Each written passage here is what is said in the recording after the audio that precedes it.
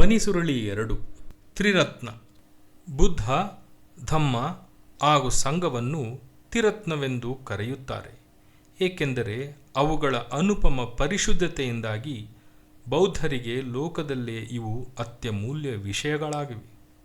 ಈ ತ್ರಿರತ್ನದಿಂದಲೇ ತಿಸರಣವು ರೂಪುಗೊಂಡಿದೆ. ಬೌದ್ಧರಿಗೆ ತಿಸರಣವು ಬುದ್ಧರ ಚಿಂತನೆಯಂತೆಯೇ ಹಾಗೂ ಅವರ ಜೀವನದಂತೆಯೇ ಮುಖ್ಯವಾಗಿದ್ದು, ಒಪ್ಪಿಗೆ ಅಥವಾ ಪುನರ್ ದೃಢೀಕೃತ ಸ್ವೀಕಾರವಾಗಿದೆ. ಆಗ ಅವರಿಂದ ಹೊಮ್ಮಿದ ಪಾಳಿಯ ಆ ವಾಕ್ಯಗಳೇ ಇಂದಿಗೂ ತಿಸರಣಕ್ಕೆ ಬಳಸಲಾಗುತ್ತಿದೆ.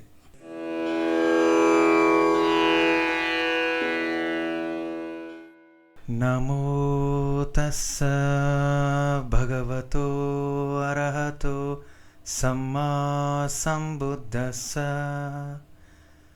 ನಮೋ ತಸ್ಸ ಭಗವತೋ ಅರಹತೋ ಸಮ್ಮಾ ಸಂಬುದ್ಧಸ್ಸ.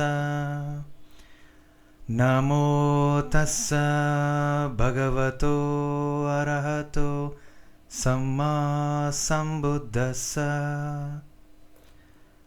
ಬುದ್ಧಂ ಶರಣಂ ಗಚ್ಛಾಮಿ, ಧಮ್ಮಂ ಶರಣಂ ಗಚ್ಛಾಮಿ, ಸಂಘಂ ಶರಣಂ ಗಚ್ಛಾಮಿ. ನಾನು ಬುದ್ಧರಲ್ಲಿ ಆಶ್ರಯವನ್ನು ಪಡೆಯುತ್ತೇನೆ, ನಾನು ಧಮ್ಮದಲ್ಲಿ ಆಶ್ರಯವನ್ನು ಪಡೆಯುತ್ತೇನೆ, ನಾನು ಸಂಘದಲ್ಲಿ ಆಶ್ರಯವನ್ನು ಪಡೆಯುತ್ತೇನೆ. ಈ ಸೂತ್ರವನ್ನು 3 ಬಾರಿ ಪಠಿಸುವ ಸರಳ ಕ್ರಿಯೆಯಿಂದಲೇ ವ್ಯಕ್ತಿಯು ತಾನಾಗಿಯೇ ಬೌದ್ಧನಾಗುತ್ತಾನೆ. ಅದರ ಅರ್ಥವೇನೆಂದರೆ, ವ್ಯಕ್ತಿಯು ಬೋಧಿಯನ್ನು ಪಡೆಯುವ ಸಲುವಾಗಿ ಪರಿಶ್ರಮಕ್ಕೆ ಸಿದ್ಧರಾಗಿ ಕಾರ್ಯವನ್ನು ಆರಂಭಿಸಿದ್ದಾರೆ ಎಂದರ್ಥ. ಬೌದ್ಧ ಧಮ್ಮವು ಮತಧರ್ಮವಲ್ಲ, ಅಥವಾ ನಂಬಿಕೆಯ ವ್ಯವಸ್ಥೆಯಲ್ಲ, ಅಥವಾ ವಿಧಿ ಸಂಸ್ಕಾರವಲ್ಲ. ಇದನ್ನು ಸರಳವಾಗಿ ಹೇಳುವುದಾದರೆ, ಇಲ್ಲಿನ ಈಗಿನ ಸುಖದ ಮಾರ್ಗವಾಗಿದೆ ಹಾಗೂ ಪರಮಾರ್ಥಿಕವಾಗಿ ಬೋಧಿಯ ಜ್ಞಾನೋದಯದ ಹಾಗೂ ದುಃಖ ವಿಮುಕ್ತಿಯ ಮಾರ್ಗವಾಗಿದೆ. ಬುದ್ಧಂ ಶರಣಂ ಗಚ್ಛಾಮಿ ಇದೊಂದು ಸ್ವಇಚ್ಛೆಯ ಕ್ರಿಯೆಯಾಗಿದೆ, ಆದರೆ ಉದಾತ್ತವಾದ ಆಧ್ಯಾತ್ಮಿಕ ಬದ್ಧತೆಯೂ ಆಗಿರುತ್ತದೆ. ಬುದ್ಧಂ ಶರಣಂ ಗಚ್ಛಾಮಿ ಎನ್ನುವುದು ಅಶಿಕ್ಷಿತ ಮನಸ್ಸಿಗೆ ಜ್ಞಾನಪ್ರಾಪ್ತಿಯ ಆಕಾಂಕ್ಷೆಯನ್ನು ತರಿಸುತ್ತದೆ ಹಾಗೂ ಜೀವನದ ಸಮಗ್ರ ದಿಕ್ಕನ್ನೇ ಬದಲಾಯಿಸುತ್ತದೆ. ಬಹಳಷ್ಟು ಜನರು ಜೀವನದ ಸಂಘರ್ಷದ ಕತ್ತಲೆಯಲ್ಲೇ ಕಳೆದು ಹೋಗಿದ್ದಾರೆ. ಅಂಥವರಿಗೆಲ್ಲ ಬುದ್ಧ ಶರಣಗಚ್ಛಾಮಿಯು ಜಾಗ್ರತೆ ಮೂಡಿಸಿ ಆಧ್ಯಾತ್ಮಿಕ ಸಫಲತೆಯ ಬೆಳಕಿನ ಎತ್ತರಕ್ಕೇರಿಸುತ್ತದೆ. ಹಾಗೆಯೇ ಪ್ರಾಪಂಚಿಕತೆಯಲ್ಲೂ ಉನ್ನತಿಗೇರಿಸುವುದು. ಬುದ್ಧಂ ಶರಣಂಗಚ್ಛಾಮಿಯ ಅರ್ಥವೇನೆಂದರೆ, ಇಲ್ಲಿನ ಹಾಗೂ ಈಗಿನ ಜೀವನದ ನಿರ್ದಿಷ್ಟ ಉತ್ತಮ ಪ್ರಗತಿ ಎಂದಾಗುತ್ತದೆ. ಧಮ್ಮದ ಅರ್ಥವೇನೆಂದರೆ, ಸತ್ಯ ಹಾಗೂ ಮಾರ್ಗವೆಂದಾಗುತ್ತದೆ. ಬುದ್ಧರಿಂದ ಬೋಧಿಸಲ್ಪಟ್ಟ ಮಾರ್ಗವಾಗಿದೆ. ಈ ಧಮ್ಮದ ಪಾಲನೆಯಿಂದಾಗಿ ವ್ಯಕ್ತಿಯು ಜೀವನದ ಪ್ರತಿಯೊಂದರಲ್ಲಿ ಸೌಹಾರ್ದಯುತವಾಗಿ ಸಮತೋಲಿತವಾಗಿ ಜೀವಿಸುತ್ತಾನೆ. ಯಾವಾಗ ಜೀವನದಲ್ಲಿ ಸಾಮರಸ್ಯವಿರುವುದೋ ಆಗ ಯಾವ ಬಗೆಯ ಸಂಘರ್ಷವಾಗಲಿ ಮತ್ತು ಜಂಜಾಟವಾಗಲಿ ಇರುವುದಿಲ್ಲ.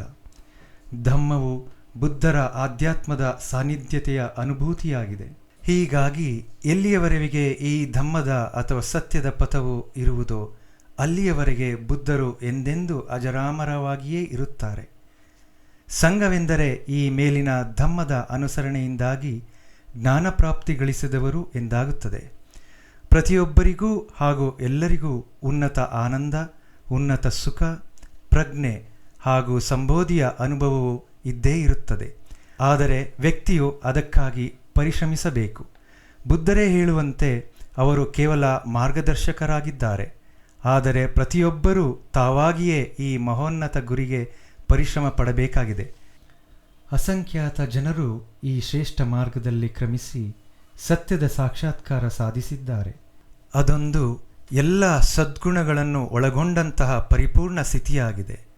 ಬುದ್ಧರು ಯಾರು ಎಂಬುದನ್ನು ಹೀಗೆ ವಿವರಿಸಬಹುದು. ಅವರು ಅರಹಂತರು, ಅಂದರೆ ಪೂರ್ಣ ಪರಿಶುದ್ಧರು. ಸಮ್ಮ ಸಂಬುದ್ಧರು, ಅಂದರೆ ತಾವಾಗಿಯೇ ಪರಿಪೂರ್ಣವಾಗಿ ಜ್ಞಾನೋದಯ ಪ್ರಾಪ್ತಿ ಮಾಡಿಕೊಂಡಿರುವವರು. ವಿದ್ಯಾಚರಣ ಸಂಪನ್ನೋ ಅಂದರೆ ವಿದ್ಯೆ ಹಾಗೂ ಶೀಲದ ಆಚರಣೆಯ ಸಂಪನ್ನರು. ಸುಗತರು ಅಂದರೆ ಪರಮ ಉದಾತ್ತರು.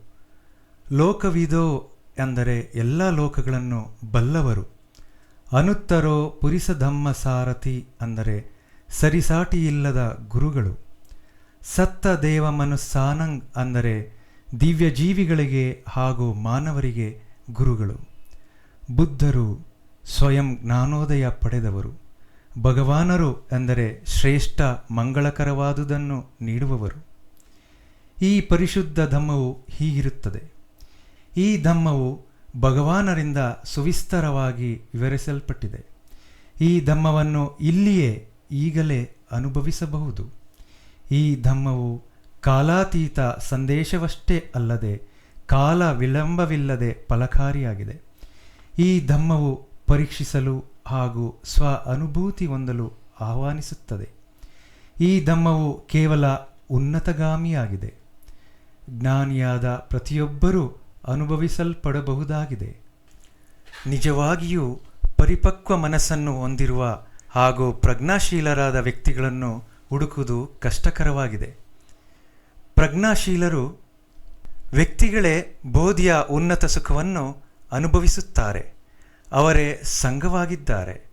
ಅಂಥವರೇ ಬುದ್ಧರ ಜ್ಞಾನೋದಯ ಹೊಂದಿದ ಪವಿತ್ರ ಸಂಘವಾಗಿದ್ದಾರೆ.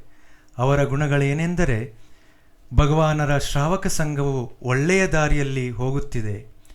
ಭಗವಾನರ ಶ್ರಾವಕ ಸಂಘವು ರುಜುವಿನ ದಾರಿಯಲ್ಲಿ ಹೋಗುತ್ತಿದೆ. ಭಗವಾನರ ಶ್ರಾವಕ ಸಂಘವು ನ್ಯಾಯವಾದ ದಾರಿಯಲ್ಲಿ ಹೋಗುತ್ತಿದೆ. ಭಗವಾನರ ಶ್ರಾವಕ ಸಂಘವು ಸಮಂಜಸವಾದ ದಾರಿಯಲ್ಲಿ ಹೋಗುತ್ತಿದೆ. ಆದ್ದರಿಂದಲೇ ಅವರು ದಾನ, ಆತಿಥ್ಯಕ್ಕೆ, ಗೌರವಕ್ಕೆ, ವಂದನೆಗೆ ಅರ್ಹರಾಗಿದ್ದಾರೆ. ಸಂಘವು ಅನುತ್ತರವಾದ ಪುಣ್ಯಕ್ಷೇತ್ರವಾಗಿದ್ದಾರೆ. ಭಗವಾನರ ಮಹೋನ್ನತ ಮಾರ್ಗಕ್ಕೆ ಮಾರ್ಗದರ್ಶಕರು ಹಾಗೂ ಸ್ಫೂರ್ತಿದಾಯಕರೂ ಆಗಿದ್ದಾರೆ.